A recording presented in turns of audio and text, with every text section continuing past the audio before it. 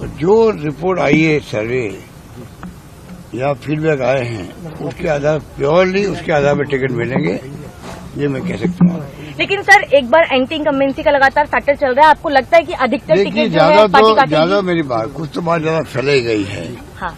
जब सरकार के खिलाफ कोई लहर नहीं है, नंबर एक, कोई शिकायत किसी से नहीं है हम लोगों से, और नंबर तीन, जब शिकायत एमएलए ही करते हैं।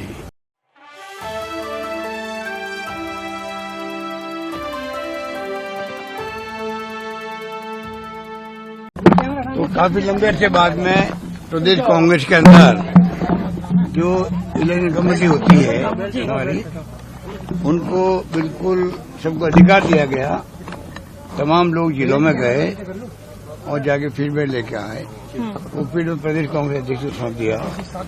कल अध्यक्ष जी ने सबको कहा, इसके अलावा भी जहाँ आप जाके आए जिलों में, उसके अलावा भी क्योंकि आप पीछे के मेंबर हैं, जिन सीटों पे देना चाहें आप अपना मत देना चाहें या सलाह देना चाहें, अब आराम से दिल्ली आके दे सकते हैं।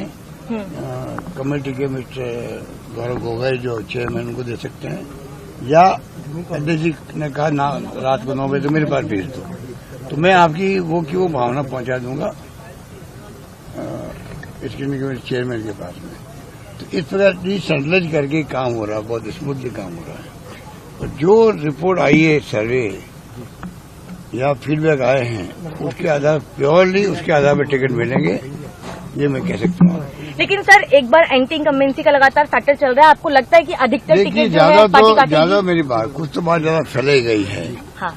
जब सरकार के खिलाफ कोई लहर नहीं है, नंबर एक, कोई शिकायत किसी से नहीं है हम लोगों से, और नंबर तीन, जब शिकायत एमएलए ही करते हैं तो एमएलए के क्षेत्र में तो जाएंगे, ऑब्जर्वर जाएंगे, गए हैं, एआईसीसी के गए हैं, उनकी रिपोर्ट आई है, जो सर्वे कंपनी है वो सर्वे कर रही है, हम लोग उसे फीडबैक लेते हैं, उसके आधार पर ही मान लो वही एमएलए का नाम आता वहां पे, तो फिर कमेटी और हम लोग क्या कर पाएंगे?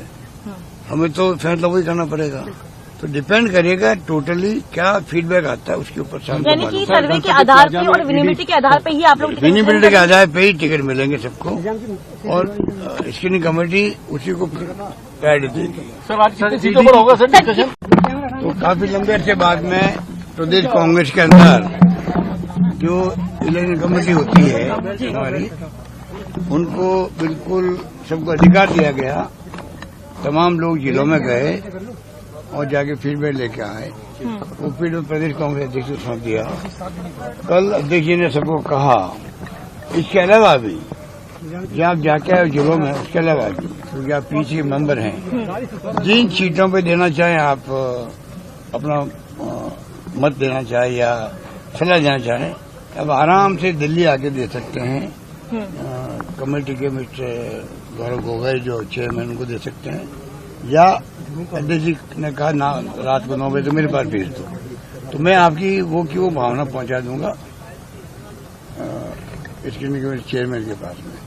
तो इस प्रकार डिसेंट्रलाइज करके काम हो रहा है, बहुत स्मूथली काम हो रहा है। और जो रिपोर्ट आई है सर्वे या फीडबैक आए हैं उसके आधार प्योरली उसके आधार पर टिकट मिलेंगे, ये मैं कह सकता हूँ। लेकिन सर एक बार एंटी इनकम्बेंसी का लगातार फैक्टर चल रहा है, आपको लगता है कि अधिकतर टिकट जो है पार्टी काटेगी? ज्यादा मेरी बात कुछ तो बात ज्यादा फैलाई गई है। हाँ।